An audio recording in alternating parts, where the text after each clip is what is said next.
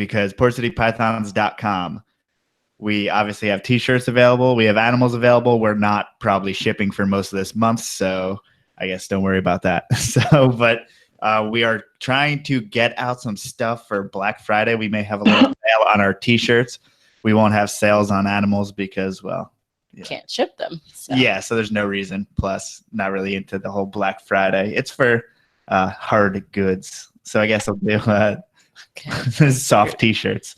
Okay. But other than that, there's Amazon links down in the description.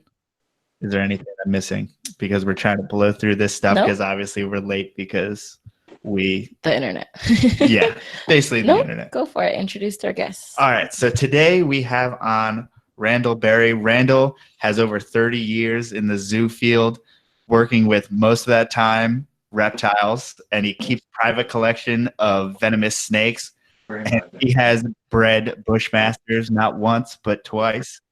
And so we're going to get a little bit into that later, but we're going to start with Randal, a new project going on, the Reptile Gardens in Hot Springs. So Randal, if we can start off with that and kind of tell us a little bit about that project and what we can expect. Hi, Joe. Hi, Melissa. Thanks for having me on. Of course. Well, Graham Battis and I were actually working for Dennis McGee down in Hot Springs. He's the brainchild of the Hot Springs National Park Reptile Garden. Trying to get off the ground. The land has been purchased and everything, and he's looking at and talking to some investors. It'll be like the SeaWorld of reptile exhibits. It'll be 28,000 square feet. Going to be huge. We're going to have crocodilians. We're going to have venomous snakes. We're going to have native snakes in an exhibit called Arkansas's Backyard Snakes. And there's snakes from like 4 different continents. And it's all reptiles and amphibians, no mammals. But on the weekends, we were having a falconry show, a flyover, because the ceiling height is 40 feet high. And so there'll be flyovers on Saturday and Sunday. There's a boa bar. There's a gator lounge. There's a research facility. It's to be a walkthrough with waterfalls and stuff, and many. It's just all snakes. And well, we're going to of course have some lizards, and we'll have a few amphibians and turtles, of course, and we'll have caimans, crocodiles, and native alligators. Now, so you seem we hope that we can break ground here in the next couple months. That's awesome. Is there any as far as date or, when you think you may open? Well, a lot of people are saying, or my boss is basically saying late spring. To be realistic, I think it'll be early summer. I mean, I'd like for it to be open now, of course, but we're just waiting to get the go ahead to break ground and get it leveled. It'll go up fairly quickly. It'll be a steel building. A concrete pad will be poured and stuff. Kim Rock out of Dallas is going to be doing the rock work inside. All that's going to take time, and it depends also, on our winter here down in Hot Springs. As you know, if you have a lot of snow and ice, that delays a lot of things. So hopefully we have a nice warm winter and people get going on it and get it up. But it may be midsummer, so I really can't, commit for sure and tell people. But when it will open this year or next year, 2019. So I'm really excited about it. Absolutely. So obviously you are very interested in venomous reptiles. Can we expect, a state-of-the-art venomous collection there? If I have my say so, yes. And I mean, what do you do as far as sourcing animals, or kind of what are your confines? What are you looking for? Do you have choice in these types of things? I have 100% autonomy on getting the animals from my boss. And I have an idea of what I want. I've always been interested in Asian lanceheads and South American lanceheaded vipers. And I love cobras. I love all venomous reptiles. Sea snakes are going to be problematic, getting them and maintaining them, for a long time. They just don't do well for a long time in exhibits. But I'll have 100% say so on the venomous stuff. But then I have Graham and I have Ryan, Graham Battison and Ryan Rumbley, who are going to handle they're going to handle the venomous. They're going to handle this. They're going to have a say-so in what they want. Also, we all were pretty democratic about it, and I'll listen to anybody's suggestions. But they're the big boa and python guys. And I've never owned a boa constrictor, a common boa constrictor in my life. The only boa I've ever owned in my life was the emerald tree boa. I've just, and I know boas are a big thing, but I just bypassed them when everybody was getting them back 40 years ago. So, but these guys, they know those pythons and those boas a lot better than me. So I'm just kind of, giving them that responsibility because I trust their opinion on it. Absolutely. Now, it seems like something that is kind of like by herpers, it's by people in the reptile community. By the people, for the people. Yeah. And so is it different kind of having all that control from being in obviously zoos throughout the years? Yeah, it is going to be different. Only because I'm in charge and I have to delegate stuff where I never had to do it in the past. I knew what my job duties were. I knew what we had to do to get the building open to the public, and I trust these guys that I'm hiring, and I will be hiring some more keepers to help, to cover time off and vacation time, etc., crowd control, whatever, because I expect we're going to have a lot of visitors the first couple of years. You always have that in a new exhibit that opens up, especially in a big tourist town like Hot Springs. Yeah, so I don't know much about Hot Springs, but I know there's some type of like mafiosos used to basically summer there and stuff like that. Like what attractions are there in Hot Springs? The Hot Springs baths, the famous baths, that was a big thing. That was always the hangout for Al Capone and all these guys, all the gangsters, back in the 30s and stuff. The Hot Springs Bath, you have the Arlington Hotel, the Oaklawn Racetrack, one of the oldest horse racing tracks in the South. It's huge. It's only like 39 minutes from my house. I live north. I live in Little Rock, so the capital city. But it's the largest tourist attraction here. I mean, and they have a lot of stuff there. They have museums and all sorts of things. It's like the Branson, Missouri, basically, of Arkansas. Right. I have a feeling that is going to turn into, kind of a mecca, kind of like Terry Phillip is in South Dakota for hardcore herpers. Sure. And I hope so. And I love Terry to death. And, I've talked to Terry about this, and it's all good. He's Reptile Gardens, and we're Garden singular, but I didn't choose the name or anything like that. So, and we're the Hot Springs National Reptile Garden because we are in the national park owned by the, U.S. Fish and Wildlife National Park. So this originally wasn't your idea? No, ma'am. It was the brainchild of Dennis McGee, who's a longtime herper, used to, and entrepreneur that lived in Hot Springs and had a lot of restaurants down there. I knew Dennis back when I lived in Florida. He founded one of the first herpetological societies, the Central Florida Herpetological Society, back in the mid-'70s, early '70s. He also used to work with Ross Allen, who was like my mentor when I was growing up in Florida. And everybody, I'm assuming everybody knows who Ross Allen is, but maybe not because I'm old. Joe does. Well, let's go there because that's a good transition. Obviously, as growing up, it seems like you grew up in herpetoculture in Florida. So if you could explain to us a little bit of that, a little bit of the background of working with Ross Allen and all that kind of stuff. Well, I never worked for Ross, but I grew up in Tampa, and back then you couldn't even see Orlando.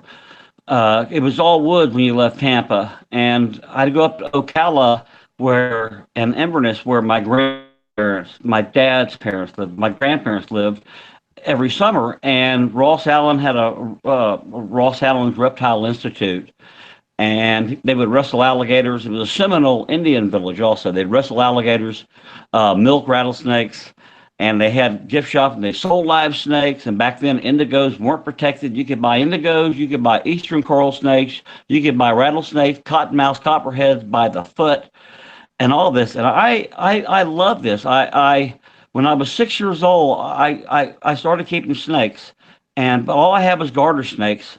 Anyway, I entered the Tampa. My parents entered me into the Tampa, Florida All Pet Show, and I came in first place because I had a garter snake, and I was mentioned in the paper. I have the article somewhere, and I was 6 years old, and I beat everybody out because everybody had like poodles or a parakeet, but I had this big ribbon 1.5 foot, and it was my pet, and I won first place. So that was on my path, and my parents never discouraged me from having snakes at home. The only caveat was I couldn't have venomous. But And look where you are now. Is that what sparked your interest? I mean, what sparked your interest originally? Were in you a venomous? rebel? all snakes were my interest back then, but my mom and dad put their foot down and said, 'cause I brought a copperhead home once, and I brought a cottonmouth home once, and I was maybe like 12 and 13 years old, and I was in junior high school, and they said, no venomous snakes. No, back then it was poisonous snakes, no, but I snuck them in anyway.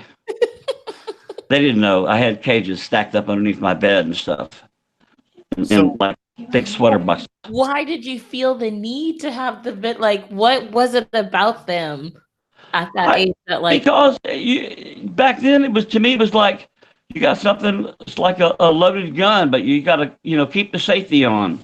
It was kind of you knew it was dangerous, so it tested you. You had to be very, very, very careful with it, and stuff. But it was the thrill of you're actually looking at something in a box that could kill you. Back then, we thought it would. So adrenaline. Pardon? Adrenaline rush. Yes, exactly, an adrenaline rush. It was cool, and it was something else that no one else had. None of my friends in junior high or high school had snakes. It was hard to get a date with anybody if girls learned that I had snakes at home. So I learned, back in the late 60s, early 70s when I was in high school, not to tell a girl who I went out with on a Friday night that, oh, by the way, I have a rattlesnake at my house and a copperhead, or that was like a date killer. Well, I mean, you got to ask, because from the video you appear to have all your digits still. So has the safety always been on that gun, or what? Well, yeah, I have been bit, and 4 times in my career, working venomous snakes for right at 48, 49, 50 years.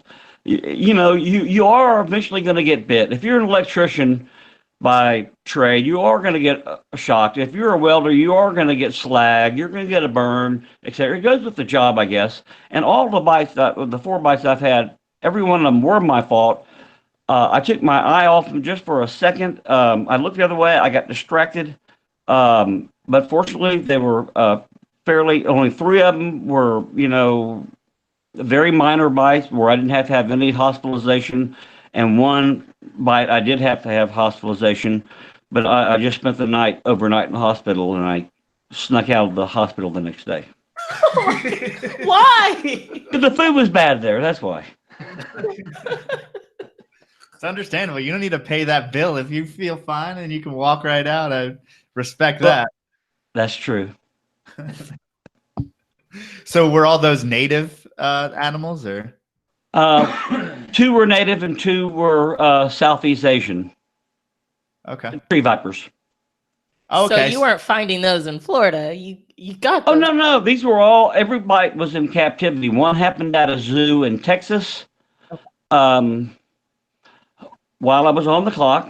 And that's the one that I had to go to the hospital, because that was the zoo city protocol. You had to, if you got bit, you had to go to the hospital, even though I insisted, I'm okay, but because I just wanted to go home and drink a beer and take an aspirin. And I found that's the worst thing to do, because aspirin, I didn't think of it at the time, thins the blood, which makes the swelling go up, your arm, or, where I got bit on the hand, up your arm, across your chest cavity, So that was a mistake. But So is the there the other three mice were at home in my private collection. is there special like zoo insurance? I don't know. Like No, when it's just like any place like you work. You have medical insurance. So they have an on-the-job injury. Workers' comp, I guess. Now, I mean, how did you transition from obviously a hobbyist to a professional zookeeper? Well, Joe, it's like this.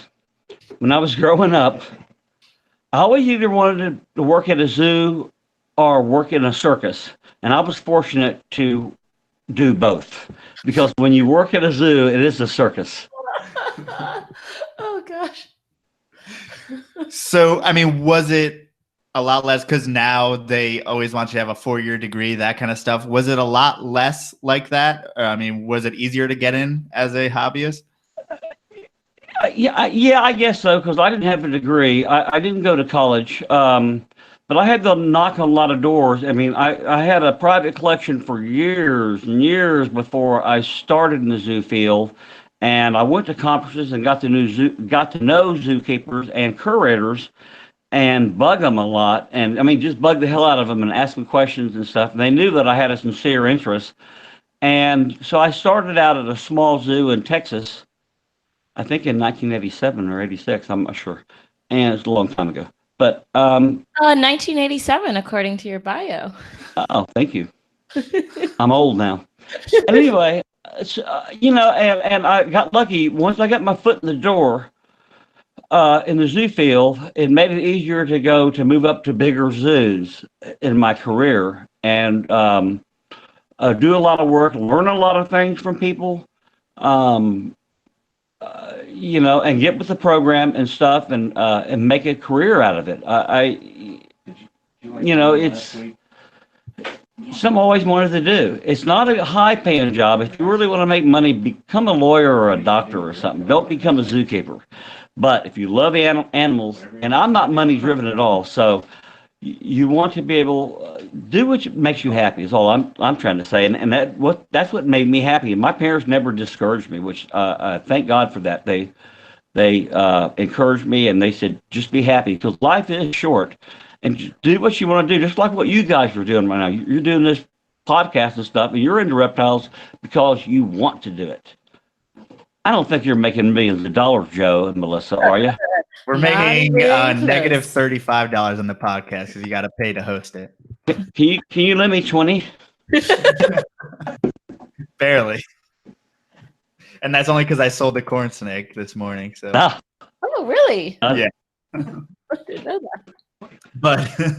But I mean, how did your personal collection grow in concurrence with your, obviously your zoo career? Back before like Orlando show and stuff, we would meet at the IHS, International Herpetological Symposium. Keepers would be from other zoos. We'd meet, and we had a private collection, and we would trade animals off and stuff. Way before there were shows, we meet in hotel rooms, and this guy went to Arizona this week, and he collected these many rattlesnakes, or out in Southern California, or I would import stuff back in the mid 70s from Thailand, and cobras and things, and I would take them to shows and trade them. It was all hush hush. We do it in hotel rooms, and we all have this common bond with keepers, guys and girls, just like me, And then the hobby started growing when there were reptile shows, like when Wayne Hill first started the Orlando show. Wayne is probably the godfather of reptile shows, no doubt. Now, how was it? Because it seems like it shifted really big from like a trade culture, like you all traded reptiles, to where, the albino berms came along and it seemed that there was money in it. So like, what was that shift like, and how did you kind of adjust to that? Well, I didn't adjust to it because, the albino berms came originally, from Alfred Ojeda to Tom Crutchfield, and Tom loaned them to Bob Clark on the albino berms. But when Bob started breeding them and stuff, and that happened, and then you have the influx of leopard geckos, and then bearded dragons, then the ball pythons and the ball python morphs. When you first saw pieds, they were $10,000. I remember, looking at them in deli cups. It was like $10,000. Good God. That was some people's half of their yearly salary. But people would buy that stuff back then. And that's when it all kind of exploded. But back then, we were all just interested in the common stuff and trying to learn everything we can. And I like venomous reptiles. And I only had native stuff. And my very first exotic venomous reptile was an Acheistrodon blomhofi, which is a Japanese mamushi. And then my second one was a saw scale viper. And never got bit, thank God, because that's a bad bite. But I kind of started with the hard stuff. Cobras and stuff later on, they were easy, and Russell vipers, that kind of stuff was easy. But I had to, let me digress. I had to go back and start with the more common stuff and learn that before I kind of jumped the gun on it. I went real exotic at first, and then I just realized there was a lot of things in between that was actually easier to keep, better to keep, and if you bred it, you made more money. Mm-hmm. And it did become a money-making thing because you have to pay for, your food, your time, and then your travel or hotels and taking, buying tables. You know the drill. So, but you don't make any money. So during that break time, even, when you were kind of trading in hotel rooms and stuff, were you just focusing on keeping animals alive at that point, or was there still like a captive breeding aspect? Was your goal to captive breed these animals? It was keeping them alive. You were 100% right. We never thought about making money until we started having all these, when we figured out how to breed things, hatch eggs, or Bob Applegate was learning. People were like, and Bill Love were learning how to hatch eggs, corn snakes, Arizona king snakes. Then what were we going to do? All this babies, and you back then, a lot of time we just traded something off for a new bloodline or for another animal we wanted to work with. We never really thought about it that we were going to make any money. It was a hobby, and that's how pure it was back then. We just try to keep them alive and then talk to people like, oh, I had this snake for 6 months, it was doing good, and all of a sudden it's belly up, So. Then I said, well, I knew a guy that had one, kept it alive for 9 months. And you go, okay, then you call this guy on the phone. We didn't have cell phones then. It was all landlines, We didn't have email computers. And so we'd call them, or we'd write letters and put a 6-cent stamp on it and lick that thing and mail it. And you wait 2 weeks to get a response. Okay, Randal, I kept it at, 82 degrees with 50% humidity. So you have to get a hygrometer. You're going, what the hell is a hygrometer? I didn't know that measured humidity. So I'd go to the garden shop or, what's a hygrometer? So, and buy one, So, that it wasn't money driven then like it is now. It's a shame because the hobby has gotten that way in a way that, as you guys know, it's the money first, the animals second. And it wasn't that way at first at all. It was always the animals first. What the heck? Yeah. Now, I mean, you can see there's an obvious shift there, but I mean, do you find animals in the wilds? Do you go herping yourself? Because now, I mean, obviously 99% of our industry at this point is, kind of, they know snakes and tubs. I mean, they don't necessarily go herping or find them in the wild. I mean, is that one of your pastimes also? Do you go and herp? Yeah, I still go and herp. I love it. I don't go to, I'll go to reptile shows, but you are exactly right, Joe. 99% of the people there, they go herping. They look for herps in deli cups at shows. It's more convenient for them, and they can pick and choose. But I like going outside. Even Ryan does. And we'll go out in the spring and the summer, the fall, nice weather, and it's like flipping boards and looking for stuff. And Ryan, to his credit, likes a lot of just the common snakes instead of all these morphs and stuff. And me too. I mean, we've kind of gotten away from that. We were talking about ball pythons earlier. You hardly ever see a real normal looking royal python, as they were called, ball python anymore. It's got to be, spider, all this, butterscotch, cinnamon, strawberry fields forever type, ball python. Do you personally still keep? I mean, do you keep any morphs of anything, or is it all wild types? I have one morph, a T positive albino, of course, T positive, blood python. Is that from Ryan? Is that Ryan's fault? No, it's not Ryan's fault, but it will be shortly. So do you keep some other non-venomous animals? Yes, I do. I be honest with you, I keep. Come here, you got them in there. I keep. I like black rat snakes. I like prairie king snakes. I like speckled king snakes that I'll be shortly getting off Ryan, and I have Tessera corn snakes and salmon corn snakes. I've really gotten back into cloobers a lot, and then the rest of the stuff I have is venomous.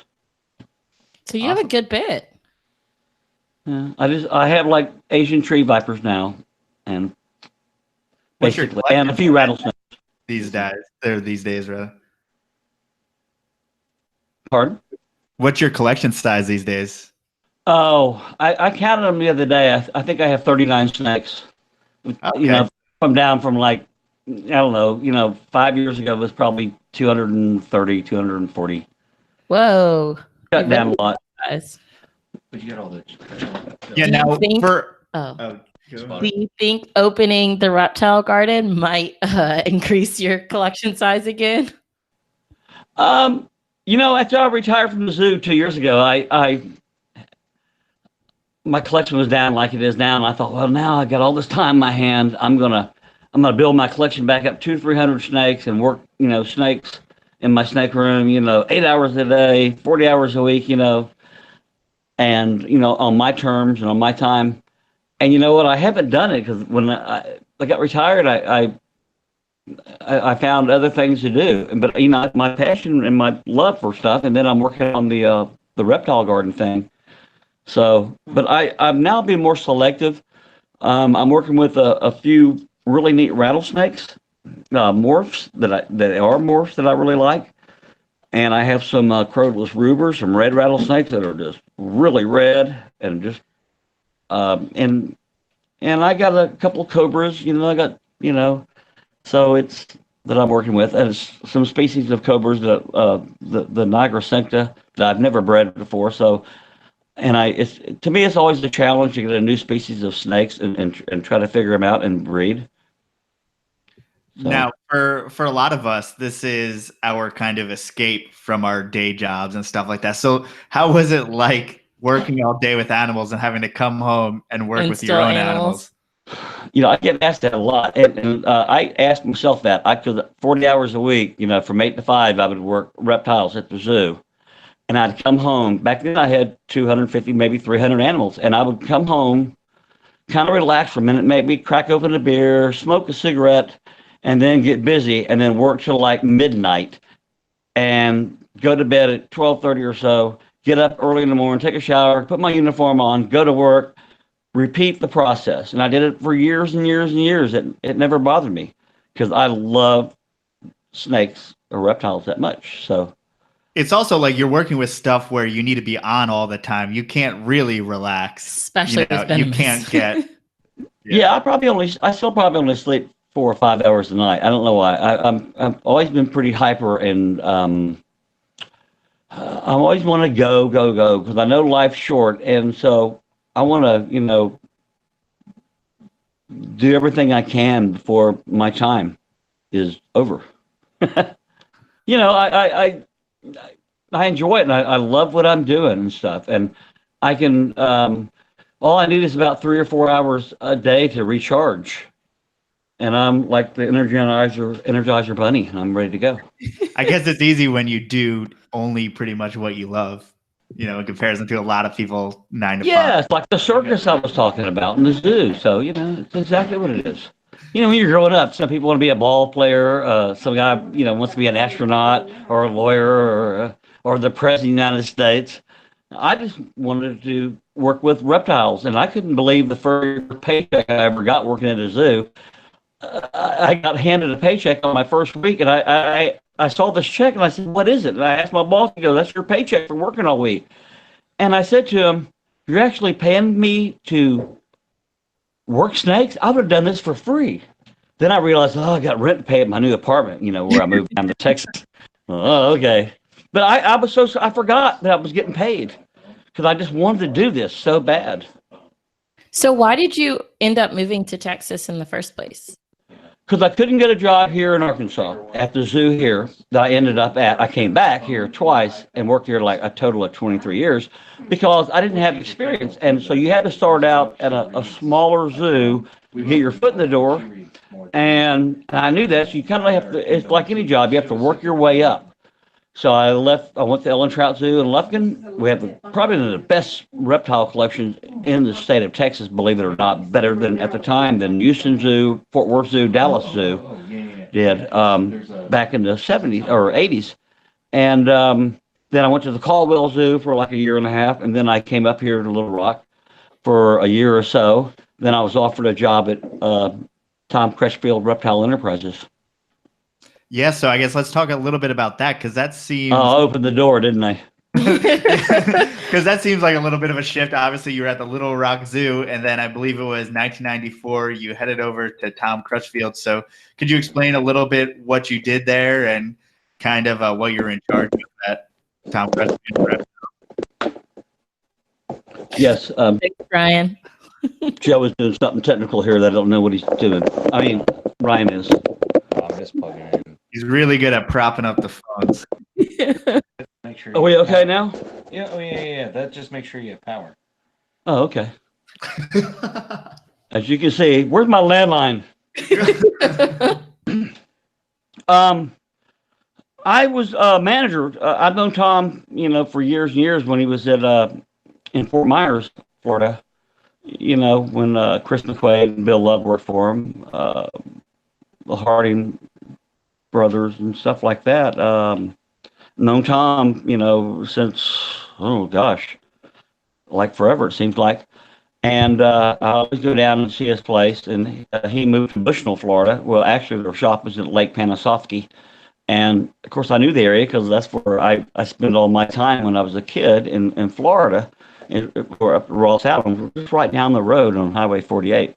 So Tom offered me a job to be manager. And I went down there for like a week, flew down there, flew into Tampa, rented a car, and drove up. It's like 50 miles, north of Tampa, and stayed at his house, of course. Went to the shop every day. It was a chance, and the money was very, very good. More money than I was making at the zoo. Also, I had a chance to see reptiles and amphibians that 99% of the people in the world will never see that we had in. I mean, I saw stuff that was just so freaking incredible. It was just, unbelievable. Some of the stuff we saw. I couldn't afford it. Tom couldn't afford it. He was like, we were just moving it or selling it for somebody. But, albino alligators, and we were the first ones to have albino alligators and et cetera. And leucistic this and that, and the snakes and the cyclura, and the tortoises and the stuff, just incredible. I can only imagine that adrenaline rush. It's like a kid in a candy shop, or a kid on, Christmas morning, waking their parents up at 5 a.m. and say, get up, let's let them wrap these presents, It was like incredible. And I got to meet a lot of people there, a lot of interesting characters too. But, I was about to say the environment at that time, I mean, probably that was in the heyday of Strictly, as well as Glades, as well as, Hank Malt and stuff like that. I mean, what was kind of was there any competition between those guys, or was it always like, No. We blew Glades and Strictly out of the water then, and they knew that. And it's way before Ryan Gitman had Underground Reptiles, and then before Hogtown Herps, up in Gainesville. No, we were the kings.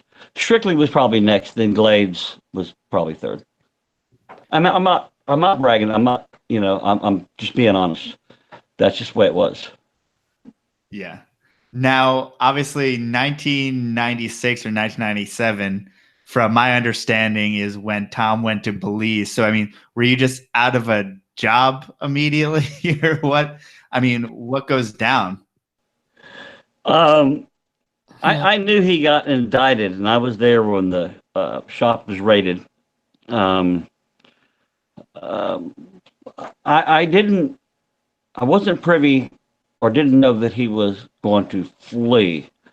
But when I knew it went down and I got subpoenaed by U.S. Fish and Wildlife, I quit my job. I quit. And I didn't give notice. I called them and told them I quit. And I got a U-Haul and I drove from Floral City, where I lived, which is right outside Lake Panasoffkee, back up here to Little Rock and stayed at my mom and dad's house. Me and my wife, I didn't have a place to go. I had that and 2 dogs and about 200 snakes, in a big U-Haul. And it was February. It was cold. It was very, very cold. And we had to drive it straight through. It was like a 16-hour drive. Anyway, Wow. And then I heard like the next day over the phone, because I did have a cell phone back then, believe it or not, but the company paid for it. Crutchfield Reptiles, a lot of people didn't have cell phones in '97, and I had one. And I got a call the next day. Tom's gone. Where'd he go? Well, he's in Mexico. Then I found out, later on, I talked to other people. He went to Belize, and then of course, he got deported back. So I think you guys know what the rest of the story is. Yes. I mean, were you afraid at that point? I mean, obviously, it looks like on your bio you got your job back in Little Rock, but I mean, were you afraid? Yeah, I did. I explained everything to my former boss here in Little Rock. I got subpoenaed to testify against Tom, and I did. And I told Tom I was going to. I saw him in the room as I was waiting to go to the grand jury. We're in the witness room, and Tom was there. And Tom told me, he said, "Just tell the truth, Randal." I said, "Don't worry, I'm going to tell the truth." I was just the manager, and they were questioning me about some wire transfers that I made overseas, because I was the manager and it had my signature on it, and I had to take the wire transfers over to the bank. And eventually, I guess U.S. Fish and Wildlife, they tied that money into some sort of illegal activity. I was never clear on that, and it was never really explained to me. But I wasn't going to go down for Tom or anybody. I was going to tell the truth. That's just the way it is, and I would do that today.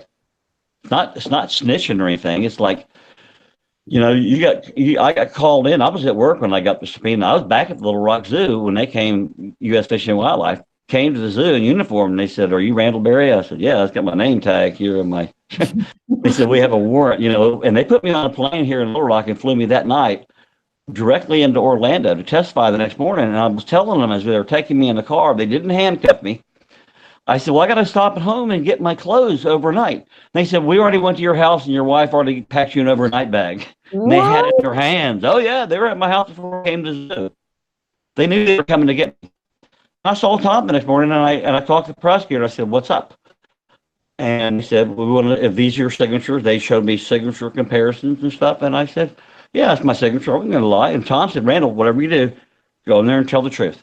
And I did. I had no idea about the Sanzinia, which basically what they got him for. Earlier he was convicted on the Fiji Island iguana deal, but that was years before. This was on the Sanzinia that he got from the guys from Germany. And they were in the shop. Is that, I mean, there's still Sanzinia floating around, so is that the original bloodline that's still around today? I would say there's probably, Tom brought the original, well, he didn't bring it in. Wolfgang Kloy did, out of Germany. Tom, bought those animals. And apparently he knew they were smuggled. At the time, I saw those animals many times, but I even fed them. I didn't know they were smuggled. We never asked for paperwork. I was a manager, and I had, like 11 employees underneath me. They're basically cage cleaners and stuff, and people that would feed snakes. So we just assumed everything was legal. We didn't know the Sanzinia. Tom would say, "Look, we got these great Sanzinia." I said, "Oh, they are great, some nice light green ones. I mean, big snakes too. 4 or 5 foot, big around." Now, clearly, I mean, from my understanding is like with Tom and Mike Van Nostrand and all that stuff, U.S. Fish and Wildlife was really just trying to make a case as far as, or show their strength as far, because not many people have been indicted and stuff on wildlife laws. I mean, prior to that. I think you hit the nail on the head, boy. They were trying to make an example out of them. Same thing with Mike Van Nostrum, as Strictly. So those guys, both Tom and Mike and Ray Van Nostrum, back then, they made a lot of money. They knew how to price animals, they knew how to market the animals, and they had the merchandise. And the hobby at that time in the mid-90s was really starting to explode. It overtook the tropical fish market, in the early 60s and early or mid-70s to we had reptiles. So and then we had shows and stuff, and they exploited that.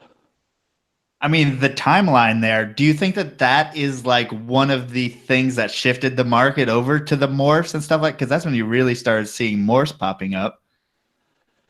I don't remember seeing morphs popping up until about 1999. Okay.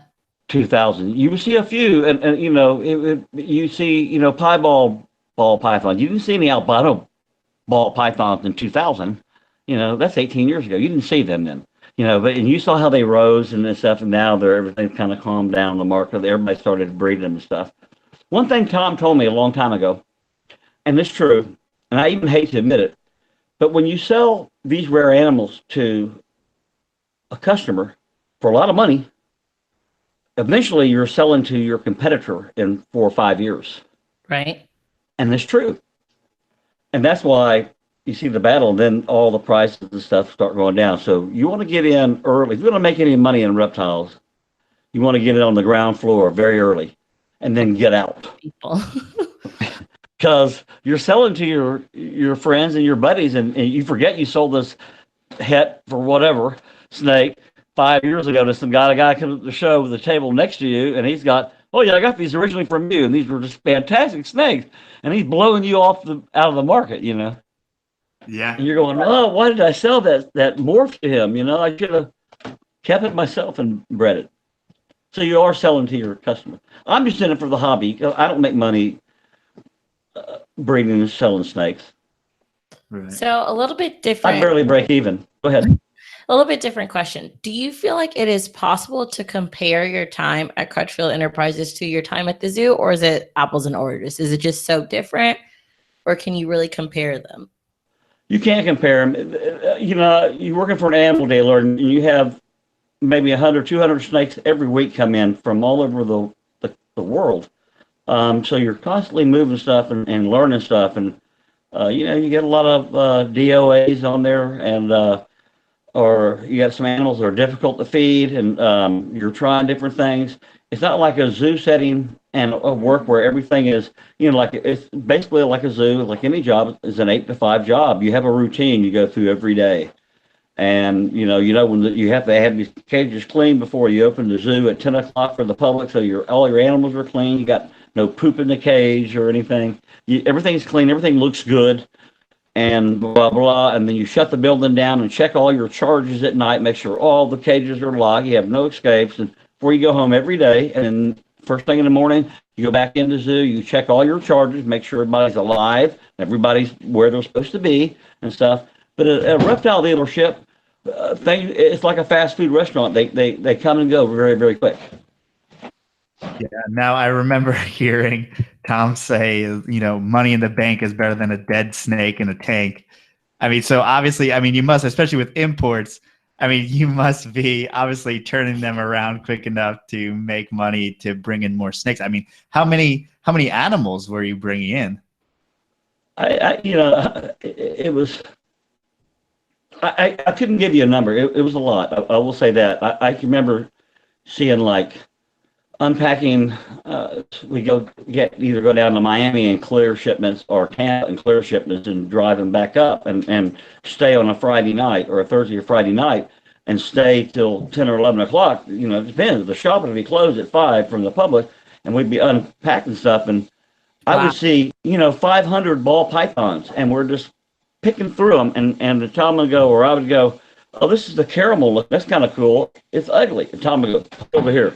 We'll sell that, At the time, I thought, what's this ugly? And he goes, no, we'll make some money off that thing. Tom was good about naming the snake. We're going to call this caramel butterscotch. And then the next price list would come out and say, caramel butterscotch And then people thought it was a new morph and stuff, and he put $500 on it, and the phone would ring off the hook. You know, people would give you your credit cards or bring cash, and I want that butterscotch caramel or whatever. It was just silly. You know, it was silly. Or this would have had green on it and red and little gold. Go, it's a Christmas tree. We're going to call this the Christmas tree ball python. And it would work. And it would work. People ate it up. I don't know if that says more to Tom or to the rest of us that we. Well, no, I think Tom was good at marketing animals. He was very good at marketing animals and coming up with snake names. Like Hank Mole came up with the Borneo bat eater. You know, She's my best friend. that was a great name for a morph. You know, for a reticulated python in Burmese. Or an African rock and python. They are, it's a weird snake, but he called them Borneo bat eaters. And he produced babies, and he'd get back then he'd get $5,000 a piece for them. Because he marketed this as a Borneo bat eater. You know, oh, that's great. First you got this Indonesian island, Borneo, and then you got a bat eater. You know, we're going to a beautiful big snake, mean snake. But I mean, great marketing. Tom came up with a lot of marketing names, and morph names. It's silly, but it worked. Now, were you privy? I mean, working at zoos, were you privy to how business worked as far and as the reptiles? bureaucracy side. Well, yeah, I was the manager. I wasn't privy to the smuggling.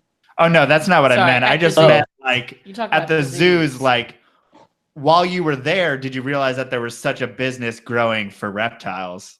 I mean, oh yeah. And I had friends that didn't work there that I'm good friends with in Florida. I grew up with and snake hunting with all the time, and they were envious that I worked there, and they were saying, Randal, like, you got to start your own business. You know the contacts. And I knew the contacts. I knew who I could import all. I had all his contacts, and I'm not saying I could have took it over. I mean, I could have and done it on my own, but I didn't want to wake up dead. Mm. So you felt that it was just the right thing to do is to just clean break and go back. Yeah, and go back because right? it was getting pretty bad when we got raided a couple times by U.S. Fish and Wildlife, and it was scary. They went through your drawers, they looked through everything, they show up at your house with a warrant and stuff, and it's not nice. If someone knocks on your door and they have a gun, you can see it. They're not holding it on you or anything, but you can see it, on your chest and stuff. And they say, "You Randal Berry, we have a search warrant." Yeah. Come on in, guys. You want a beer or whatever? You have to. I had nothing to hide. So, but it's not nice when someone knocks on your door at 9 o'clock at night. You're not expecting anybody, and you got 3 or 4 agents. Now, was it? I mean, it must have been a relief in a sense, though, when you get back to the Little Rock Zoo and kind of get back to your. It was a big relief because I didn't know it was actually happening going down until maybe that day of the raid and everything, and I talked to some people and. The scope was a lot bigger than I was ever told. And Tom's always told me, he said, we kept you out of a lot of that stuff. And we did that with other employees too. I said, why'd you keep it from us? Because I didn't want you to worry or anything. You were doing a good job, blah, blah, blah. And I'm just doing my job. And the things I learned that happened because I saw the indictments and the charges, it really surprised me and shocked me. Because I didn't realize it was going on. But U.S. Fish and Wildlife thought I should because I was the manager. And I said, just because I was a manager, I mean, and I wasn't privy to everything they were doing. Right.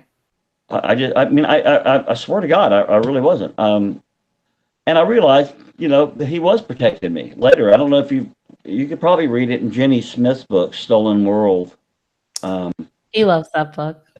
There's like a chapter in there about it. So he was like, he was protecting me and some other people. That's all. Mm-hmm. Yeah, and I think that's, less people that know is probably good. Yeah, exactly. It's no longer a secret if, other people know it. So you're exactly right.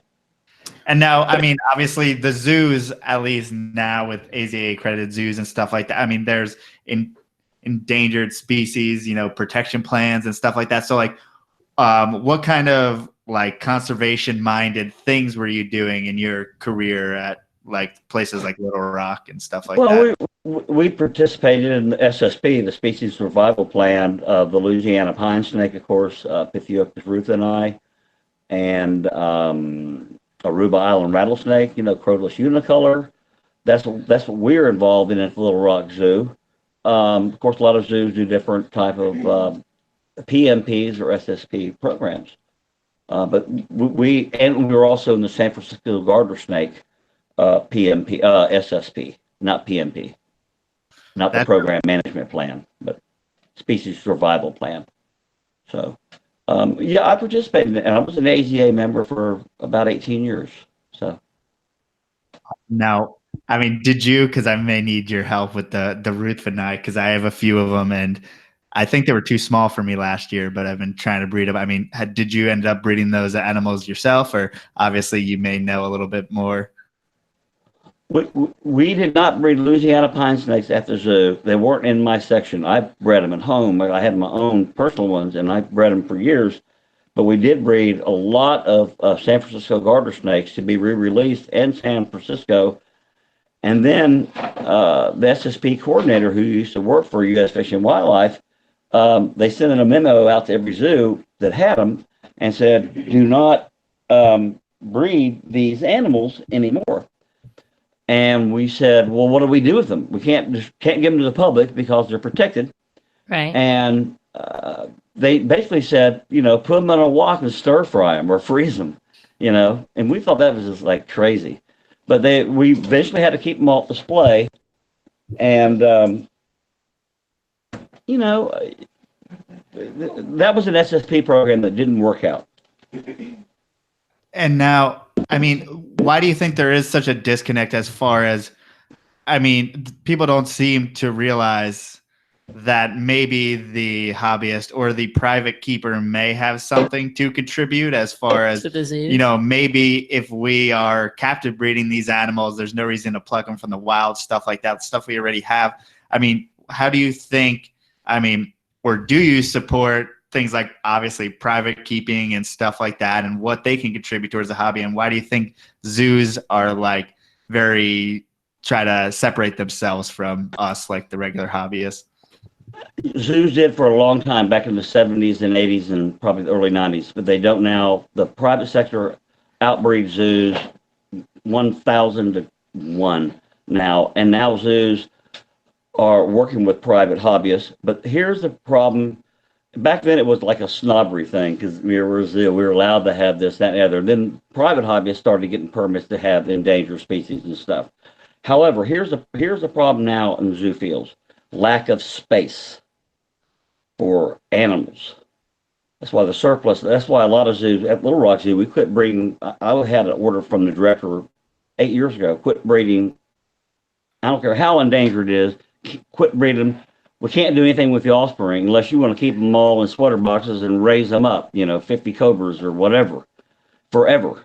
It's going to take more manpower and stuff. Quit breeding them because we can't get rid of them because the zoos don't have space for them anymore. Was there a time? So it's not really, the reputation of the zoos were kind of snobbish or whatever, and not dealing with the public sector. But since I worked in the zoo all that time, and I knew the contact, and they knew I had a private collection. I was fortunate. I got a lot of stuff from zoos that the public didn't get, only because the caveat was because I worked at a zoo. So I had that advantage. And now, obviously, zoos can't sell anything, so you got to take those home for free, basically. They can still sell and trade. I mean, I can still deal with some zoos. They know I'm retired. They know I have a private collection. But you fill out a vendor application and they vet you. You're vetted, so I'm just, lucky to do it. But no, someone off the street or some hobbyist that has a leopard gecko or bearded dragon just can't go in there and get a Jamaican boa, from a zoo or something, or, something that's harmless, but rare. Yeah. I was just fortunate because I was, Has the amount of red tape that zoos has to go through, like, has that fluctuated over the years, or you felt like it's stayed consistent or increased during certain times? It's basically the same. They have to go the same red tape that the private sector does. Just because you're an AZA accredited zoo or a ZAA accredited zoo, you still have to jump through the same hoops. It's all black and white. I mean, I don't care if you're a $1 zillion zoo, you still have to go through the same paperwork and the same thing like you would have to or Joe would have to. Was it easier back then in the 80s and 90s? No, actually, it was probably a little harder. I think it's easier now. It's more expedited, I guess, now than it was back then, because you can do it now all online. Back in the 80s and 90s, everything was on paperwork. You had to fill everything out longhand and mail it in. I mean, you have to wait 6 months before you even heard anything back, from them. Wow. So, now, I know obviously now there's such a focus on the like zoos, enclosures and stuff like that. I mean, when you first started, was there a much more minimal mindset of the setup of the animals? And you're saying obviously zoos are kind of running out of space. Is that as a result of that? Yes, it was minimal. It were basically square wooden boxes with glass fronts with minimal cage furniture, gravel, a water bowl, maybe a tree branch. That's it. But we've gotten, as you know, more creative, and zoos have gotten more naturalistic looking zoos. But I can remember just being square boxes and with a light over it, and that was it. And no hide boxes, no fake plants or real plants, and that was just it. But it has, because zoos now are concentrating more on education and conservation and building naturalistic enclosures for them. Humidity control, heat control, et cetera, et cetera. Back then, everything was pretty hot. If it died, it died because it got too hot. The reptile house back in the 60s and 70s weren't air conditioned. I saw it many times. So I guess there wasn't a lot of Asian rat snakes, unfortunately, for us. There wasn't a lot of Asian rats. Maybe if you lived in New York or Canada. All right, well. Or Philadelphia. Yeah. Our oldest zoo. Now, we reached your hour. You said you could stick around for an hour. So now, if people want to reach out to you, even about the zoo or anything like that, is there any way for them to get in touch with either you or obviously the Reptile Gardens? I'm building a Reptile Garden page right now on Facebook, but they can always contact me on Facebook. Okay. So it's Randal Berry right on Facebook. And then the Reptile Garden page is just Reptile Garden? Yeah, I do want to mention, I think I mentioned Ryan Rumbley earlier. I want to give him my appreciation again. Come over here, Ryan. Aww. This guy is such a sweetheart. and my wife is over there, Lenisa, so she's over there somewhere. You want to come over here? Wait, I forgot to ask. What does your wife think about venomous? That's always my question. My wife, what does she thinks about venomous? This is my wife, and she loves snakes and everything. And that's Melissa, and that's Joe. Hi, Melissa. Hi, Joe. Hi. What was your first thought when he told you he's a venomous snake keeper? Oh, she can't hear you. She didn't have headphones on. She told me she loved it. No, she goes, "What? Are you kidding me? I want a divorce." No, she knew I had snakes when I met her and stuff. She was good with it. So, but anyway, I appreciate you guys having me on, but Thanks I got to run. Much. Yes. Ryan, do you want to say something? Get over here. Okay. I really want to thank Ryan for setting this up because my computer screwed up so much. Thank you, Ryan. Yeah, thanks, Ryan, for us using your phone. Yeah, thanks, Ryan. Yeah. 2 Thank you, podcasts guys. in a row. Thank you, Randal. Thank you so much. Bye. Bye. So you may have to. There you go. You're gonna just see probably a little red phone. Ryan's got you. Ryan can hang up for you. We'll figure it out. So anyway, I figured that. Well, here you go. We got Ryan again. Yeah, we'll sit here for a minute. Thank you for making that happen. How close do y'all live? 20 minutes maybe. Oh, okay. Yeah, that's not Neighbors. Yeah, it's not bad.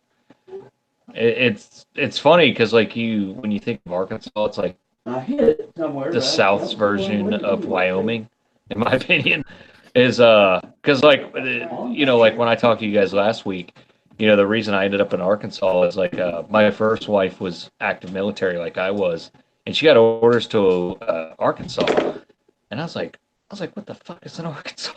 And bases are always put in where nothing else is. There's cheap Oh land. man, and it's in Jacksonville, which is where I live, because I got the house under my name with the VA loan, blah blah. But so I live in Jacksonville, right around the corner from the base, which is cool for me because I'm not active duty anymore, but I'm guard now. So when I do my drill weekend, I just drive like 2 miles down the street and I'm on the air base. But Jacksonville is nothing. So, but it's cool because Arkansas. When I first got here and I started meeting people, I didn't know that like Randal Berry lived here, and I just met Dennis McGee, last month, when Graham came over from the UK, and I didn't. Dennis doesn't look like I think he's 78 years old or something like that, but he doesn't look like it. And he's like, oh yeah, I stopped keeping snakes for a while back in like 85 or something. I was like 5 years old, and I was like, holy crap, man. But because Dennis is a great guy. I've only talked to him that one time, but he keeps. Mine? No, that's mine. And he keeps. He has a lot of the bittis. He has gaboons and rhinos and all kinds of stuff. He gave me a bull snake, which there's always room at my place for Pitchwophis stuff, because like you can't as far as colubrids go, like all that stuff, the pine snakes and the bull snakes are just so badass. I love those. I'll always have room for an extra one. I don't It's see like a it. rattlesnake without I don't consequences. see love it. them. Yeah, you don't like those? Well, I love Yeah, Yeah, but our you Ruth also and like I the are earth just stuff, and to me, it's just like demons. I don't know. Well- Those colors don't do it for me. well, still, the Stillwater hypos. I mean, that's probably like. I mean, I don't know, man. Like, I'd put almost any morph up against those. Like, those Stillwater hypos are like really awesome. And then the red Kingsville bull The snakes. Kingsville Reds are Oh amazing. my god, those things are so awesome. Well, and like albino northerns suck, but albino southerns are awesome because you get like that really nice bright white, but you get the really bright red from the southern, and that's what's awesome. Because like a normal northern, especially like North Carolina up, where you get that black and white, is those pine snakes are really awesome. On this thing either. Yeah, we'll sit here and talk for an hour to Ryan. That's not good. Yeah. I mean, we keep the show going. It's cool. I got plenty of No drinking either. Yeah, I got plenty of southern blondes. But yeah, it was great because like as I was in Arkansas longer, and I met Randal, and then Dennis, and then there's another guy, David Westbrook. He has a lot of experience, and then Matt and Anya Littlefield, and originally Matt, Anya was with Adam. Yeah. And Adam has a lot of experience with boas and other stuff. He does. But even though Anya mainly breeds ball pythons, and she does Angolans and hognose I too. knew both of them before they got married when they lived together, and they just had their ball python. Yeah. Adam and Anya. Yeah, it's crazy how they. It's funny because like I actually have Anya's normal male ball python. It's like the first one she ever bought. He's like 13 years old, and she's like, "Do you want this snake?" I was like, "All right, yeah, that's fine, whatever." But so I think I have two normal male ball pythons, which are probably like the rarest ball python you could find right now. They're just like two normal males. They're just in one of my CB70 racks, and like people will come over and I'm like showing them all like the short tails and some of the colubrids I have. And they go, "What is this?" And then I open a tub and I'm like, You have a king cobra? What's going on here? I wish. I wish. That's one thing like I'm excited about the Reptile Garden thing is, I don't have any venomous really. I mean, I've been around venomous because, like I was telling you guys last week about Ted Thompson, Ted has a lot of the awesome South Carolina and Georgia red pygmies, and then he's got some dusky pygmy morphs. He's had some dusky pygmy morphs pop up out of his collection. Pygmies. Hyde County. Yeah, he got like stripes and like something that looks like a hypo or something. Did you? A lot of them. Does anybody know about that copperhead you have? You can tell them. Okay. Yeah, Randal actually has a, I guess what you would call it is a super stripe copperhead. It looks like a super stripe Borneo, but it's a copperhead. And it's amazing looking. Like the back pattern is just a solid stripe, and then the sides are completely clean. Like when I saw that snake. Like the top is going to be your tan coloration, and then the darker coloration is on the sides. Yeah. I mean, it's awesome. It's like a complete. I don't know what's going on. Oh, what are you doing, Randal? What's going on?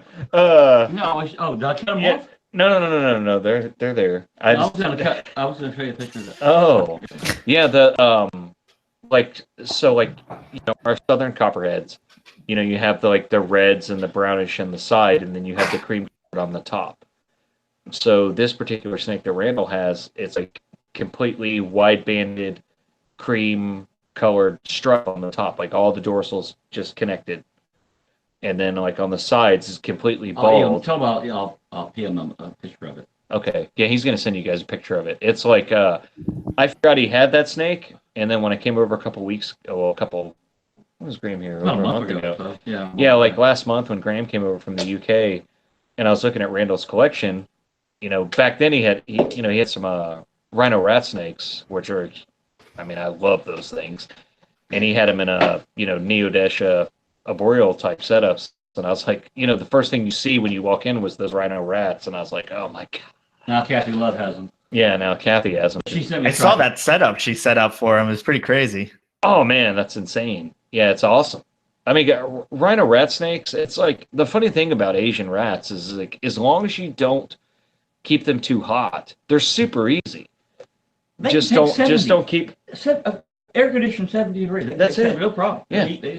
70 to 78. 75. Just don't let them get too hot. And I thought Randal had to go. I feel like Randal's still on the show right now. Well, he's right here. Randal cannot not be involved. So he's right here. And it's crazy though. From what I heard, as far as the Asian rat snakes, it's like the opposite of what you think. Like usually, you get things hotter, their metabolism goes up, but it's almost like they get cooler and they digest better. If they get too hot, they start, regurging and stuff like that. Yeah, I mean, like, it's insane, like how they're kind of like what most people would think of, like at least python and boa keepers anyway. Just do the opposite. I mean, they're stuff I don't do, and I admire that. I mean, yeah. I had a Borneo blood years and years ago, and then that's the only other blood I ever had. And I got rid of it. It was about that big. Yeah. It came out Indo or whatever. It was on camera and peddling, Bushmaster Reptile sent me or something. Bit me that 4 or 5 times, and I sold that motherfucker. I mean, like a month later. So, I mean, you and Ryan,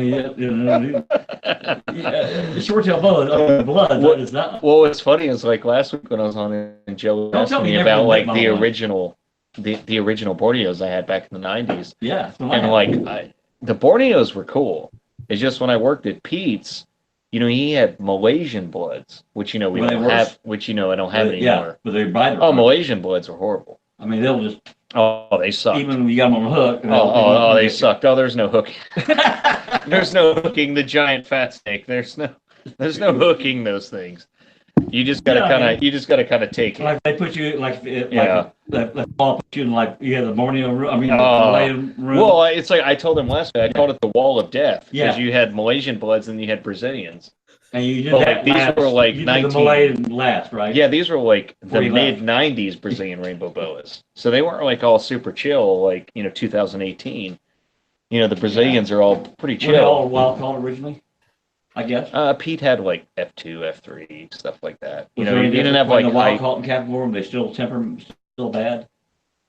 What the Brazilians? No, Hippocrates? the Malaysian bloods. Oh, they all sucked. I mean, I'm sorry. Doesn't matter. No, they didn't calm down if they were captive born. They would still bite the crap. out Well, of you. no, because like Pete only had like F2, F3, captive bred. I mean, and they were. I know, still, but they were I mean, still dicks. was the behavior the same for the captive Yeah, born ones as the wilds? Well, what I will say though is like, because that was like 96, 97, 98 that I was taking care of those, and like now here it is, 20 years later. Yeah.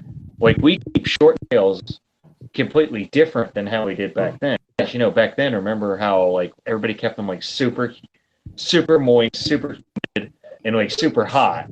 Exactly. Like now, very hot. We did a Crutchfield, almost cooler. cypress mold. That thick. I mean, you pour a gallon of water in there. They got to survive. They can't. Yeah. It's like now being a primary short tail keeper, and I think about like how people kept back in the days, like including myself. I was like, wow, how did those things not die? I mean, it's like, because like all I think about was like with super humid, wet setups or whatever. All I think about is like bacteria and all kinds of other shit.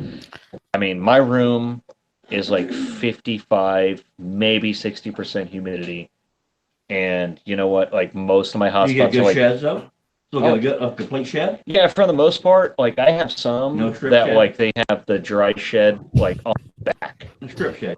Yeah, and that's it. But like, yeah, they get it off their head, neck, and face, and all that stuff. Right.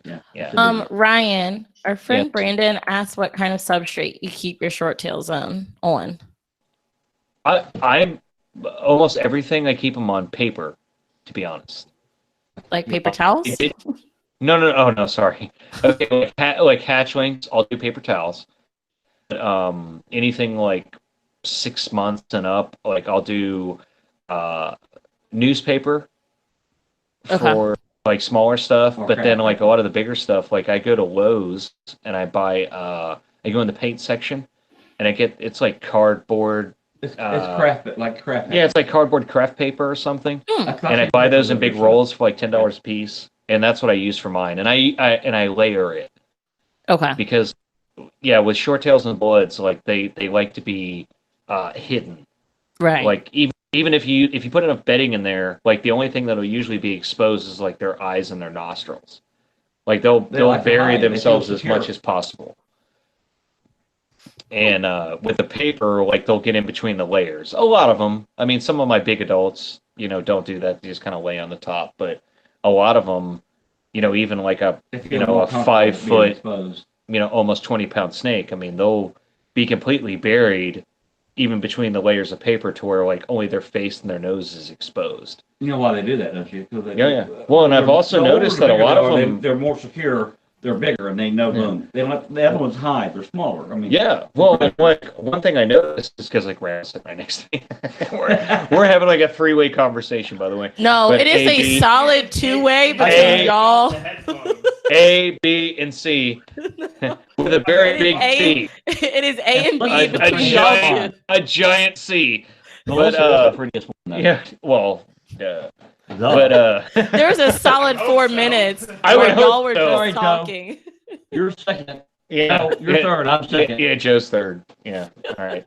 Yeah, he. What I noticed, like with my short tails, is a lot of them is like, when they lay with their head completely flat against the ground, is like their head will lay close to like the water bowl. And I was talking to Kara, Norris, and then Nick Patini about it. That I noticed that, and I was like, I wonder if, like in the wild, like they chill out by like a water source, and that's maybe why they do it. Like, I remember that. I don't know if they do that for a fact, but like in the wild. But I just know in their tubs or their cages, like they'll lay like with their head like pretty close to the water bowl, especially the blood pythons. And like I'm like that wouldn't surprise me, like if they like bury in the bedding or something, like or out in the wild if they bury in the brush, like next to like a canal or water or something, and just wait for something to come out and drain and bang, because I know that's where I would imagine most at least like African and Indo pythons. That wouldn't surprise me at all. Like if they hunt near the water sources.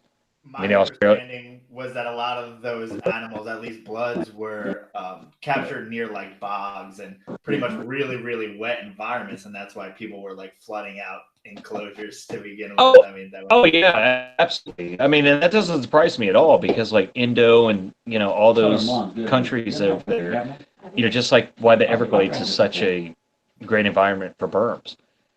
I think the reason that people were having issues with RIs with like bloods and berms and stuff like that is because out in the wild, they could heat up using the sun, and also they're not confined in that enclosure or that tub to where like the air gets stagnant. Because like a lot of us short tail keepers, and I've always done that even with like Burmese pythons. So, like when I made the homemade cages, I put like the big sides, like big screen siding, so there's plenty of airflow.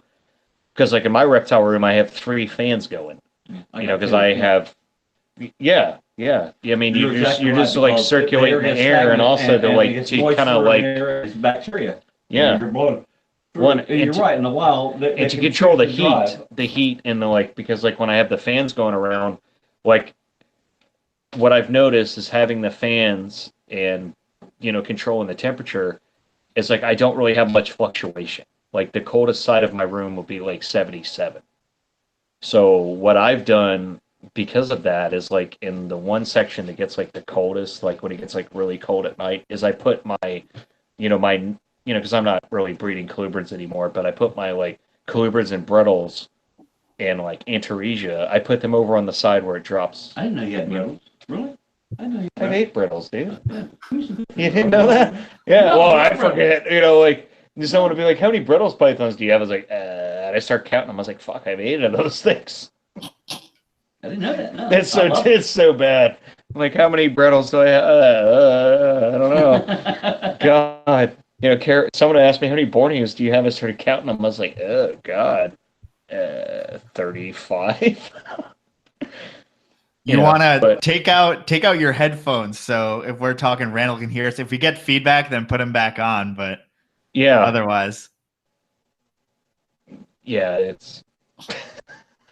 Wait. I don't think you heard you. Did you hear me? Headphones. Yeah, unplug them so that Randal can hear us since he's there anyway.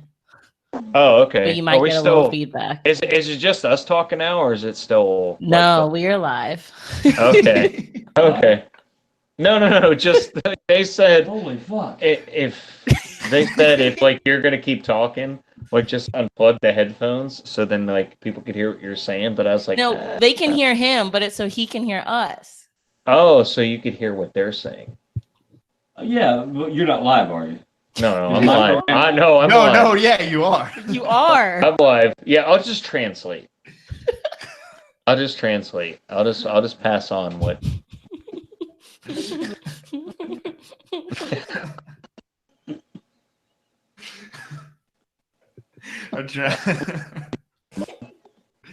Oh man. Between you two, I mean, just working the whole camera is funny within itself.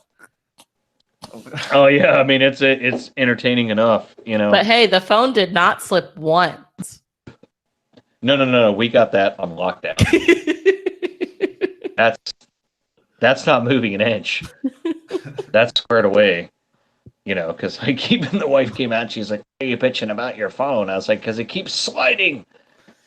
Oh, because I mean the way I had it set up, I think I had like shipping boxes and like it was set up against that, and like I had one of her little fancy candle holder thingies, trying to hold it up, and it just kept slowly dropping every and if I wasn't blitzed, I probably would have realized it even like quicker. Because like last week I was like gone because I drank 2 Yinglings before I started drinking that 6-pack of that weird voodoo stuff that was like 9% alcohol, and like by the time like we're like an hour and a half, an hour in, let's be honest, I was just like just talking about whatever. My favorite part was I gotta go pee. Yeah, I was like, hey dude, I'm gonna piss. And yeah. I'll see you later. So Melissa's there by herself looking around. Well, then the kid, later on in the video, she was just like, she's like doing something in there, and I was like, what the? She's like talking to one of her friends all loud, and I'm like, what's going on in there? I thought somebody was hurt and killing her or something. I was like, what's going on? She's like, Dad, I'm just laughing with my friends. I was like, all right. Laughing at you. Okay. Yeah, well, probably, but that's fine. Is she into snakes? No. She's daughter. I mean, she's cool with it. Like like the retic, the infamous NRBC retic that you were holding in the video. Yes. Like I'll take her out all the time and I'll just drape it across the kid and she's totally cool with it. She doesn't care. Just drape it across. Which is funny because her dad comes over and Jeremy's a really cool dude, but he's so scared of snakes. Like for the longest time, we had a really big amel male that I had, an amel corn that is called Big Red. Oh wow, that's sweet. Nice scarlet cane. Yeah, that's nice scarlet cane. Nice yellow on it. And he was like 4 foot or something like that, but he's just a big old amel motley corn I had forever. And he was scared to death of that snake, and I was like, "It's a corn snake," and he is like, "Oh man, I don't do snakes." I was like, "You fucking puss!" I was like, "It's a corn snake." I don't think I've ever been bit by a big corn snake before in my life. I mean, those Polk County corns I had that were F2s, the babies. Yeah, they were kind of dicks, but I mean, they were F2s. I mean, I don't know if people realize, especially I've realized with corns, is it really matters as far as captive generations. Like my palmettos are F1s because it was the wild caught male that went back to a female, and then those F1s were bred back to a wild caught, I don't know, male or something like that. So it ended up, they're F1 and they're little psychos. They're, my lava stuff is F2, and that's a little skittish too, but then most of the other stuff's chill. So I mean, it's really a big difference. Oh no, dude. Yeah, absolutely. And one thing I love lava corns. Here, check this out. Randall just brought this out to me. Tricolor hog. I was gonna say, is it a copperhead? No, it wouldn't be. I mean, I haven't drank that many beers. Whack, I'll see you guys later. Well, that's the wrong one. The coral snake, South America. Don't mind me. That's the hemotoxins going to my heart. But man, tricolor. I remember when I first saw these things, I was like, "This is awesome." Has he had success with those? I mean, that's obviously looks like an adult or close to an adult. Yeah. No. That's what is that? Subadult female? Yeah, subadult. Yeah. Female. No. Have you bred these? No, Randall? I got rid of mine. They were about like that, about double that size. I got rid of them years ago. Yeah. Well, they're super productive. I know females are and then you didn't see them for 10 years. Yeah, females throw 5 clutches if you're. Well, I've heard that the females throw a bunch of clutches and then they croak. Then they die. Yeah. Yeah. So I don't know what that's about. I mean, to be 100% raw, uncut, honest. I mean, yeah, it I didn't know that until a couple of years ago. I mean, again, my buddy Ted Thompson, he was breeding tricolor hogs. And I remember when I saw those, I think it was 2003 was the first time I saw those things, and I was like, they have tricolor hog snakes. I was like, those things are amazing. And he's like, yeah, but the females breed themselves to death. I was like, oh well, that sucks. I mean, yeah, that's interesting. Whether they just do that in the wild to get their progeny out and then just die, or we're fucking it up. I don't know what. Dude, I mean, but it's nuts. I mean, they're super easy to take care of. I mean, with my other colubrids, the all the, the Hondurans and the Sinaloans and all the Quechua Kings and all that. Even if I didn't breed the females again, a lot of the time they would still double clutch. But what I realized though is they were going to double clutch, but if I didn't breed them, oh, you dick. If I, oh man, I didn't know what the hell was going on, but you came out barehanded. I was like, that's probably not a copperhead. I came up with the hook. Yeah, if you came up with the Hello Kitty hook, yeah, there it is. Yeah, Randall literally has a Hello Kitty hook. He does. Venomous. Baby. But what are the rules in Arkansas about venomous? Just permit? I'm not totally sure. Just because I don't keep them because I have too much ADHD, as you guys learned last week. You will be keeping them though when you're working. Well, yes. I mean, you're you're training me how to do it correctly. Graham knows that too. He has to be. Yeah, my ADHD is it's too real. So are you taking And this opportunity to kind of work with Randal and check Slowly some stuff get- out and slowly? Well, yeah, absolutely. I mean, because like when I'm just a snake guy, I mean, I like everything. I mean, temple vipers are awesome. All the tree vipers are cool. Gaboons, all that stuff's neat. All the curtulus, the rattlesnakes, those are awesome. I just never had like a real mentor with those, and also, my collection being non-venomous, I just go rifling through the cages and the racks or whatever. I was just always worried that even if I had labels on them, the ADHD would, I just was worried about that kicking in and me just being like, oh yeah, and I pull it open thinking it's a Borneo and it's a Gaboon and, whack, and I'm laying there, dead. Is there anything venomous? I mean, obviously it's not 100% your thing, but I mean, now that you have this platform, I mean, is there any venomous that you definitely want to work with? I think, even though that I said last week that, so many beginners want a Gaboon Viper first, I think that, down the road now, so I'm not contradicting myself and being a hypocrite, I get training from Randal, doing the venomous thing or whatever. I think most people that are into snakes, a Gaboon Viper is one of their favorite animals, just because it's shaped just like your favorite snake. I mean, well, and that's where I was going. I mean, I love Borneos and Bloods and Curtis and all nasty that giant stuff. slugs. Yeah. Giant slug snakes. So, a Gaboon. But I will say though, the wife was like, no venomous snakes. And I will say though, it's like, I mean, because like you need a new life. What's that? You need a new life. I don't know, dude. She's pretty awesome. Not everyone. No, I mean, not everyone can be as understanding as Randal's wife. Because No, I mean, no. My wife is awesome. I mean, like when I was like, hey babe, I really want to turn the garage into a snake room. No. Sorry. She's like, that's cool. I mean, she trusts me completely. But she just said, please no venomous, which was fine with me. I mean, I love venomous snakes, but I was never like, I must have. Because I really like cobras. I mean, cobras are amazing, especially like those ones that Tom Crutchfield has, like they're from Pakistan and Iran, like the solid black ones. The ones where he's like, "There's no antivenom for this," so here's me. The ones like, if you're bit, you're like 100% guaranteed fucked.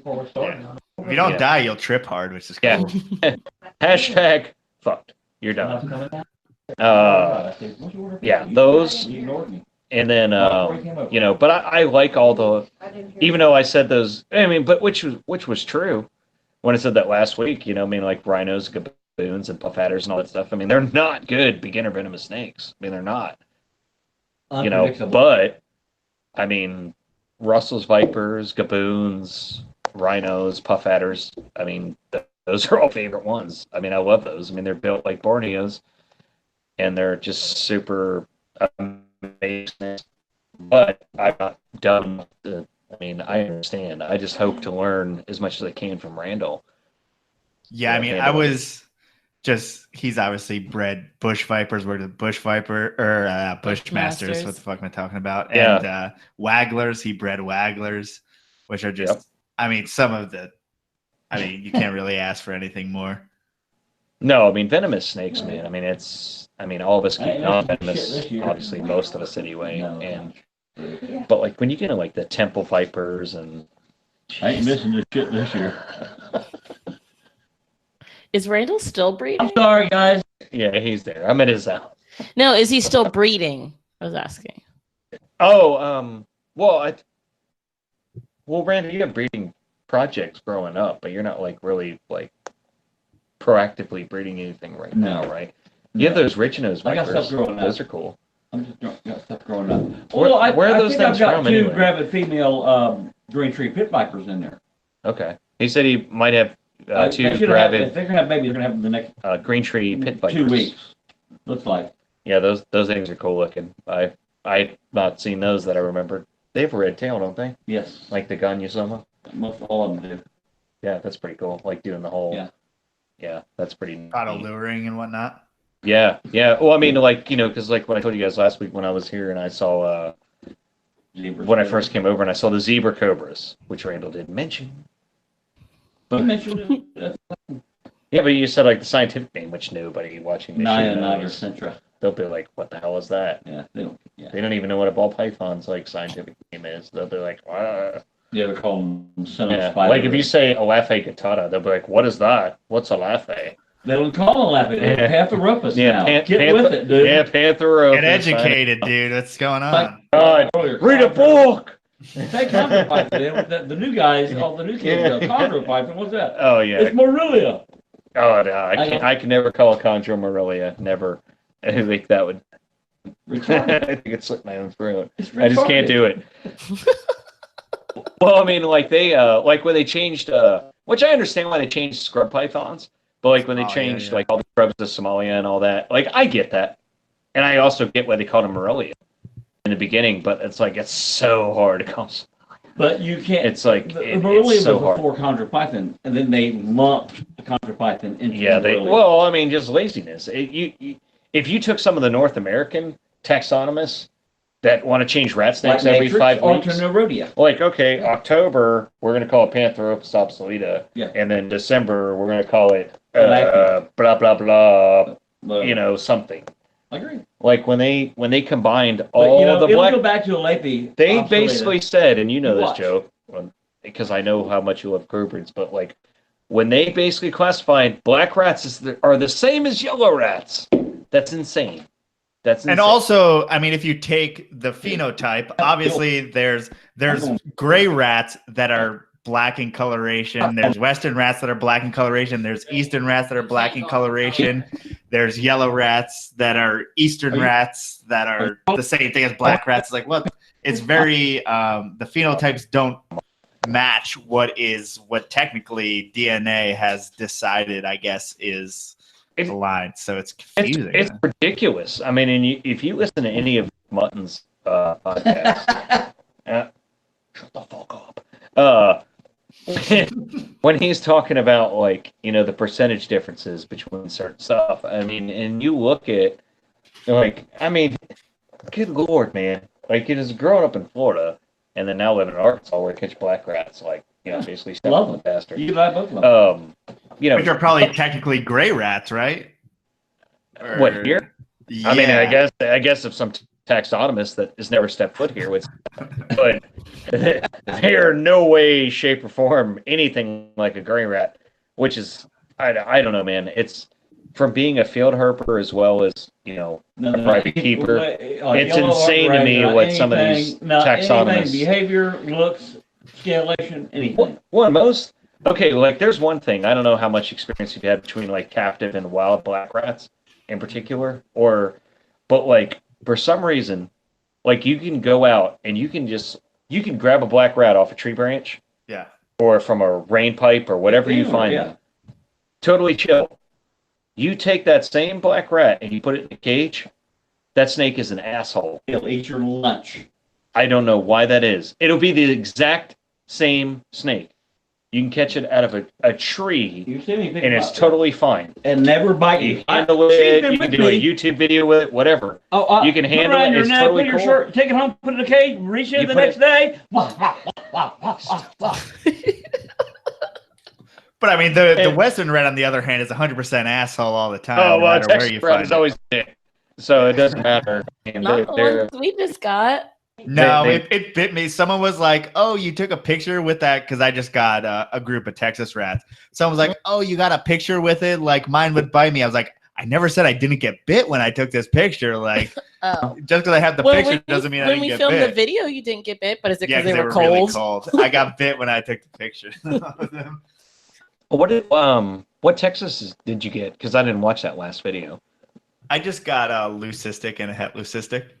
Okay, what is this? All right. Nothing okay, cool. Black rat. Fancy to people. No. I know that I have it. I was like, just making sure what you're handing. Oh, you think I'm gonna hand you the? No, I know that. Good like God. Barehanded. Like here's a tree viper. Well, if you die, I want it to be on my show. I mean, I mean, dude, go out with a bang. Ouch! See, it just bit me. It made me black rat snake. It just bit me in between my knuckles. I hate getting bit there too. But see, anyway, all right. Whoa! All right, so here's a baby black rat. Yeah, I mean, I have one black rat, at least a I'm baby, not that'll let me touching hold ours. it, and I have one that, Mm-mm. well, by let me hold it, I just stay still as long as I stay Do still. not hand me one of the adults while I'm on this show, please. Okay. Because I know I'll I'm be gonna right get back. I'll get bit in the neck or something. As soon as I open the tub of our black rats, I just can already tell, like, nope, not gonna happen. Like, You I know, start, and yeah. the funny thing is like, you know, even though I like all this, you know, exotic stuff, like a lot of the stuff you guys have, like the fuscus and the olives and all that, I love those snakes. But like, what's cool is like I love just regular black rats. Like just, you know, they don't even need, I mean, no morphs, whatever. Just like, you know, they're super cool. Like he has one back there that like I really want that snake, but of course he's keeping it, which I understand. But like it's black rat, but it has like a ton of red in it, which is insane. Like I've seen black rats like that every now and then, but like this black rat has like a ton of red. Oh my god! If I get bit on camera, all right, fuck it, whatever. Does he know where those derive from? Is this the one with the red in it? Yeah, you see. Okay, yeah, this is the one with the red, but I don't. Where are they think from? Where'd you catch this one, Randall? I caught that one about a block from here. It was crawling on the. Oh, Okay, so this is Pulaski County, Little Rock locality. So I don't think you can see. Can you? No. Can't see red in that. See what? Just bit me. You fucking dick. I knew that was gonna happen. All right, here, take that bastard. Ow! I just bit him too. And that's why I will never touch them. Thank you very much. They always bite you right in the forearm too. So you me a baby, that one bit me, and Dalton, that one bit me. Black rats are great beginner snakes. So, oh man, like, oh man, she bit the shit out of me too. I'm just. But I mean, I don't think that there's any reason why we shouldn't.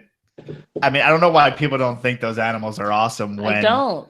They are. We're gonna end up, because of him. We're gonna end up with so many black snakes at the end. I'm like, what the heck? Why? You keep getting these snakes that all turn black. I'm like, what is the point? I do not get it. I don't get what you'll see. To be honest, what's funny to me is like people like spending like money hand over fist Mexican black king snakes. Well, I can literally like probably catch like half a dozen black rats on a good day and a spring day. Like I'll catch you half a dozen black rats. The one that bit me in the arm bit him in the stomach. I mean, besides that, you know, little tidbit. I mean, you might get bit constantly, but well, there's he bit me good. Where is it? You're bleeding right there. Oh, bleeding right there. See, I don't even know where he bit me. On both sides. Oh, there it is. See, yeah, it's not that bad, kids. But I mean, even the Mexican blacks are so popular. But I mean, you can buy a Mexican black for $300, or you can buy a melanistic Theori for like $100, and they look exactly the same, and pretty much exactly the same. I mean, well, it's funny because like when I was talking to Kara the other day on phone, it's like the last time I bred Mexican black kings, you know, on Saturday I was trying to sell them for $50. And then, now, granted, this was like 5 years ago, but $50, I think I sold like one or two. But then the next day, you know, because Sundays, not everybody does this, but a lot of people do, even if they don't tell you they do it. Sundays usually drop prices on show at the show. Certain animals, yeah, you know, especially if you have like 150 babies and you want to blow your brains out. You know, I would sell Mexican black kings on a Sunday for like $30. But what was funny is like I'd sell like a pair. You know, nowadays if you sold them for $50 a piece, like you'd sell every single one of them, they'd be gone. You sell them probably for $150 and sell out. I mean, yeah, they're gone. Well, it's kind of like you know, especially nowadays, Zanata, you know, all the California mountain kings. Like I'll see, and this was even a couple years ago. I would see some, because you can't get the Baja Mountain, you know, the Agamas. You can't get the Baja Mountains anymore, really. I mean, it's all Juarez. But somebody would post a male for like, you know, $500 or something for a worm. It's like, you know, that big. you have to feed it pinky heads. That bastard would sell in 30 minutes. And I know the reason it was only 30 minutes is because that's how long it took the dude to update that it was sold. Right. Like, you put one a Sonata, but you put an Agama, whether it's Baja or Juarez. Well, Baja is going to be gone, like, instantly. But, like, those things are gone, like, super fast. Which sucks because, like, man, I hate seeing... I mean, I know all the big, huge producers still produce colubrids, but it's sad for me, even though I, mainly keep short tails and whatever now. I mean, I love colubrids, and it sucks seeing, like, I mean, man, dude, it's so hard to find, like, the most regular stuff. I mean, Splendida, the Desert Kings, they're one of my favorite king They're snakes. cool, but no I've one kept does those anything since with I them was like anymore. 15 years No old, one and breeds like, anymore. no, Well, yeah, they breed because more. last year I saw them going for, everyone was selling for, 25 to $50, and now this year they're 150 now that king snakes are really hitting. And it's like, now I think there'll be more interest in them because now there's a little bit economic, worth which to is them. which is probably like why Randall and I hit it off so much, and because like I know you guys are on that path too. Is like, dude, it's just a cool snake. Like, who cares how much it's worth? Like, that's like one thing that drives me nuts. It's like, I mean, I have snakes that I've spent $1,000 on, but I also have snakes that I was either given for free, or I caught, or was $50. Like Randall, like when I chimed in, like when he was talking about my Holbrook guy, he's not getting those. Like, I caught those, and those are mine. The speckled kings are one of my favorite snakes, and he's dreaming if he thinks he's gonna get speckled kings. Well, and also, I mean, down there in Arkansas, Texas,